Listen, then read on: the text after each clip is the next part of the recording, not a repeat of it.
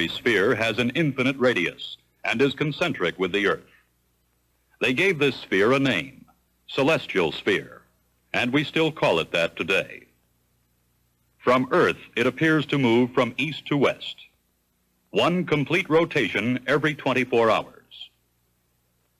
Over the years, astronomers have selected 57 easily identifiable stars on the celestial sphere for navigational purposes. The rest can be disregarded. In addition, navigators have traditionally used the planets Venus, Mars, Jupiter, and Saturn, the Earth's moon, and the sun. Polaris, or the North Star, is approximately at the celestial North Pole, and the rest of the sphere appears to revolve around it. Every celestial body has a point on the Earth directly below it. This is called the geographic position, or GP, of the celestial body. Sometimes it is called the subpoint. You are at that body's GP when it is directly overhead at your zenith. Now at this point, we must introduce the concept of apparent motion between the terrestrial and celestial spheres. Using ancient man's concept that the Earth is stationary, we imagine the celestial bodies on the celestial sphere to rotate from east to west. Using ancient man's concept that the Earth is stationary, we imagine the celestial bodies on the celestial sphere to rotate from east to west. The rate of motion is 1 degree of arc every 4 minutes, or 15 degrees every hour, or 360 degrees every 24 hours. Let's assume that at a given moment, the sun's hour circle is coincidental with the prime celestial meridian. 4 minutes later, it will be 1 degree to the west of the prime celestial meridian. An hour later, it will be 15 degrees to the west, and so on. We have used the sun as an example, but the apparent motion is common to all celestial bodies. Their hour circles are constantly rotating from east to west. The term that describes the amount of rotation is called hour angle. Hour angle is always measured westerly from a reference point through 360 degrees. In celestial navigation, we use 3 specific hour angles: Greenwich, local, and sidereal, depending on the origin of the measurement. The first of these, Greenwich hour angle, is comparable to longitude on Earth, except GHA is only measured in a westerly direction through 360 degrees, while longitude is always measured east or west 180 degrees from the Greenwich meridian.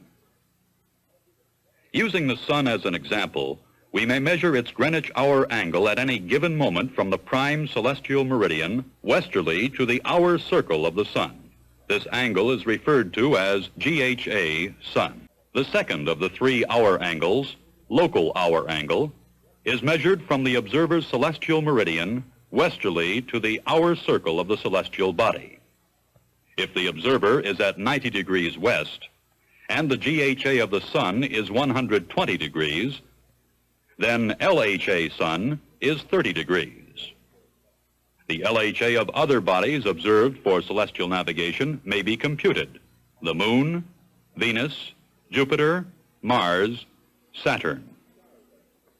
Using ancient man's concept that the Earth is stationary, we imagine the celestial bodies on the celestial sphere to rotate from east to west. The angular measure from the prime celestial meridian to the hour circle of Aries, the prime hour circle, is called the GHA of Aries. It is listed in the Air Almanac for every date and time. But what the navigator needs to know, of course, is the GHA of the star he is observing. The GHAs of the 57 navigational stars could be tabulated, just as has been done with the sun, the moon, and the planets, but it would require a monstrous publication. Instead, the navigator uses the GHA of Aries plus the third of the 3 hour angles, sidereal hour angle. SHA is the angular measure from the prime hour circle to that of a given star. This angle never changes. This is important. Remember, stars appear to move. However, they do not change their position relative to one another. So even though the celestial sphere appears to be moving, the prime hour circle and the hour circles of the stars maintain constant relative positions.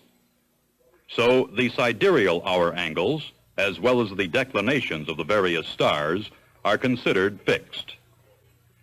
SHA and declination for the 57 navigational stars are listed on the inside front cover of the Air Almanac.